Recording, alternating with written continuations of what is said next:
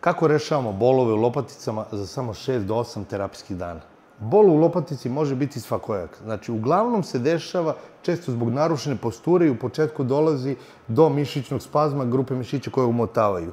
Lopatica i njena funkcija je jako bitna. Ona je povezana sa ključnom košću i svaki pokret lopatice direktno utiče na pokret ramena. Kada problemi traju duže vreme, vrlo često zbog te narušene posture kreću problemi u vratnom delu kičme i onda dolazi do pritiska na koren nerva koji nerviše mišiće lopatice i zato se javljaju bolovi u lopatici. U Fizionova centru gajimo holistički pristup gde tretiramo celo telo, a ne samo pojedinačnu disfunkciju. Na specijalističkom pregledu utvrdit ćemo tačan uzrok bola u lopatici, postaviti pravu dijagnozu i rešiti vaš problem. Cilj nam je da već u prvoj terapiji delujemo na uzrok bola, smanjimo bol, a da u preostalim terapijama delujemo na regeneraciju nerava, kostiju, mišića pa i tetiva.